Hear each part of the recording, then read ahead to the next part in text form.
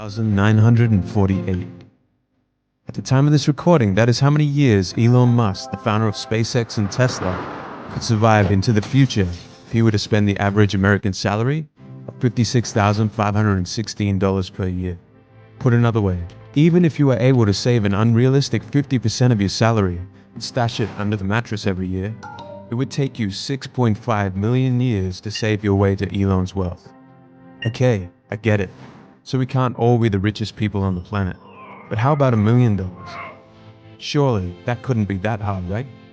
Well, let's say you're the average engineer earning $80,000 per year. It would take 16 years just to earn $1 million. But that doesn't include rent, food, cost of living. And if you diligently and consistently save 10% of your earnings, it would take 156 years to save your way to $1 million. The average teacher? 217 years. Bartender? 625 years. You see, for the rich, the story of two fathers. One has a wall full of degrees and diplomas. One, a high school dropout. One, after death, will leave next to nothing behind except debt. The other will have died one of the richest men in Hawaii and will pass on his empire to his children. Rich Dad guides two boys on a journey to best use their minds and finite time to create wealth through investments and business. This story shows the difference between "I can't afford that" to "How can I afford that?" His poor dad would say things like, "I'll never be rich," and his prophecies became true. His rich dad, however, even after going bankrupt and having $0, would say, "I'm a rich man." There's a difference between being poor and being broke. Broke is temporary, poor is eternal. Lesson 1. The rich don't work for money. The poor and the middle class work for money. The rich have money work for them. When Robert Kiyosaki, the author of this book, was 9 years old, his best friend Mike and he asked Rich Dad, Mike's father, how to make money. Before long, they were both working within Rich Dad's companies. The only problem Robert had was his salary. 10 cents a week. A poverty wage. He seriously thought about quitting every week that passed by. Who was this guy to be exploiting us for 10 cents a week, he would ask himself. It was at this moment in time that Rich Dad gave them their first lesson on the topic of money. Life pushes all of us around. Some people give up and others fight. Few learn the lesson and move on. They welcome life pushing them around. Most people leave their jobs because they aren't receiving enough money. They would have already quit. But the wealthy see it as an opportunity to learn. One of life's biggest traps. They work very hard for little money, clinging to the illusion of job security, 3 weeks vacation, and a skimpy pension. People's lives are forever controlled by two emotions, fear and greed. Here's how the pattern goes. Your fear of not having money motivates you to work harder.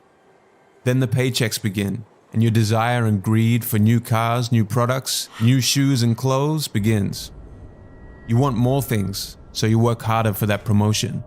Then the pattern is set, and you're stuck in it. You get up, you go to work, you come home and you pay your bills. Your increased earning leads to increased spending, and this is the rat race. To break the boys out of the 9-to-5 mentality driven by fear and greed, eventually Rich Dad cut down the two boys' wages to $0. Robert didn't dare tell his poor dad that he was working for nothing. What's the matter with you? They began working solely for the knowledge, and Rich Dad forced them to think of ways to start generating their own income. Where was I? One day, 2 older comics were left lying around one of Rich Dad's stores, and this was the inspiration for them to open their first business. They recovered the outdated comics, opened a library in their basement, classmates paid 10 cents for entry, they paid the sister a wage of $1 a week, and before they knew it, they were earning $9.50 a week without even needing to work. This was the beginning of their journey of not working to earn money, but making money work for them. Key lesson. Getting a job is really just a short-term solution, getting enough to pay expenses, to the long-term challenge of building your net worth. The more you get paid, the higher your expenses become. This is human nature, and it's driven by fear and desire. Once you get stuck in this cycle, you are forced to work for someone else the rest of your life.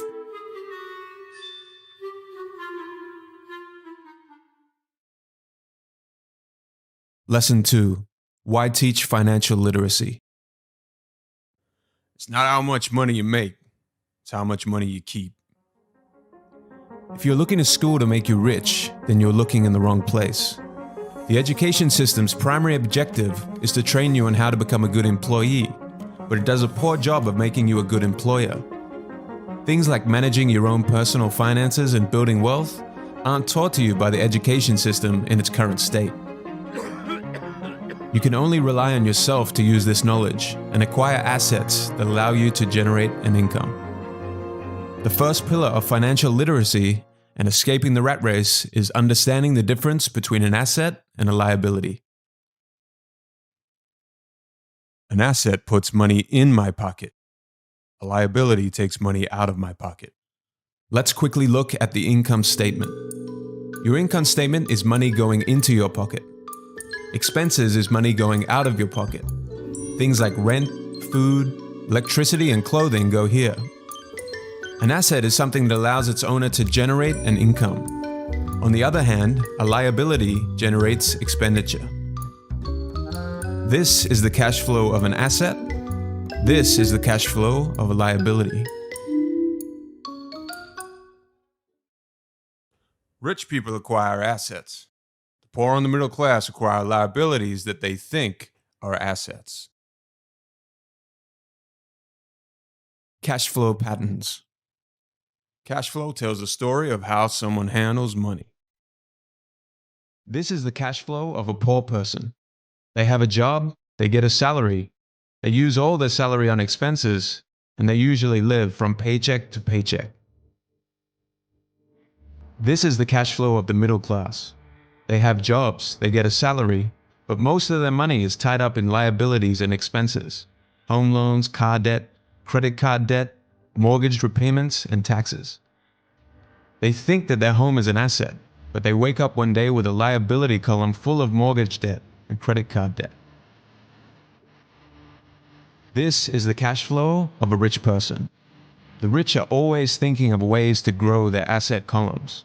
Their main source of income is from assets that they have acquired over time. Your home is not an asset.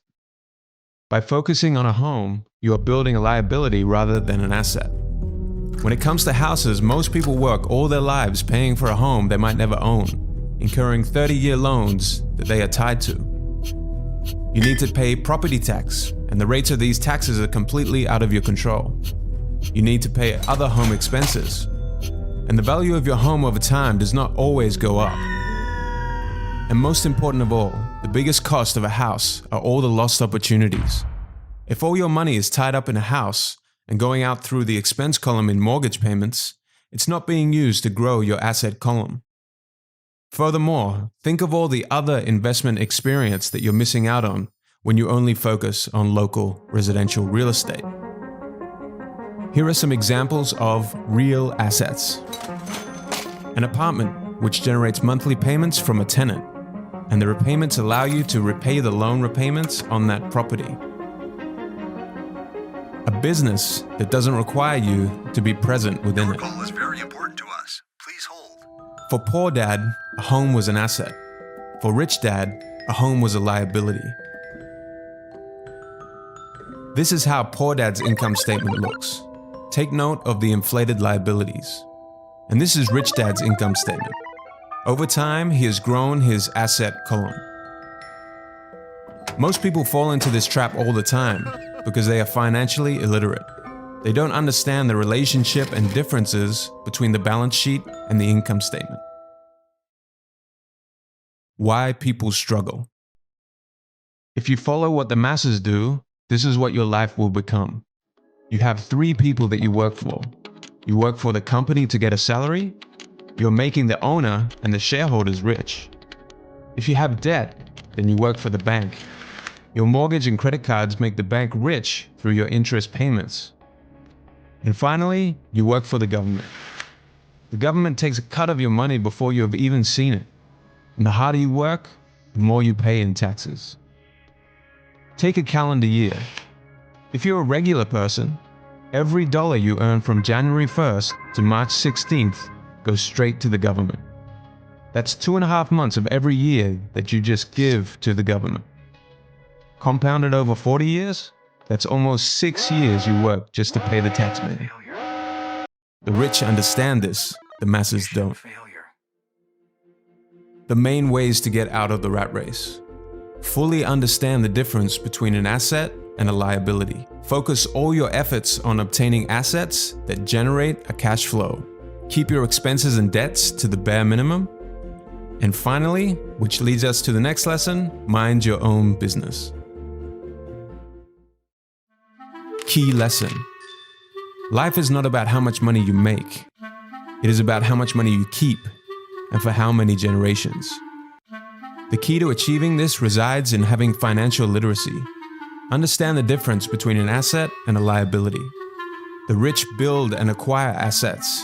The poor and the middle class acquire liabilities that they mistakenly think are assets.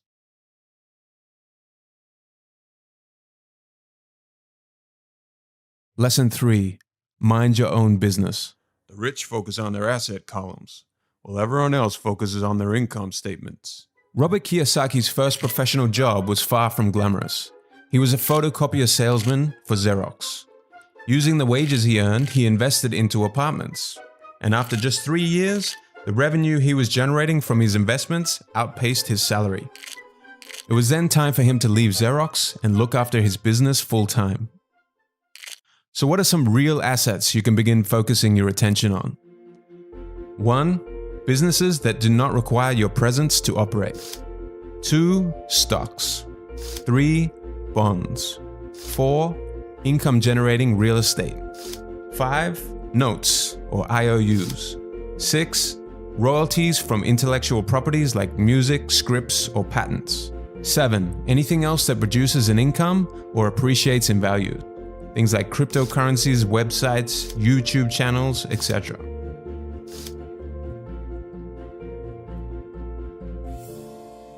Once a dollar goes into your asset column, never let it come out again. Feed your asset column. Robert thinks of every dollar he puts into his asset column as an employee.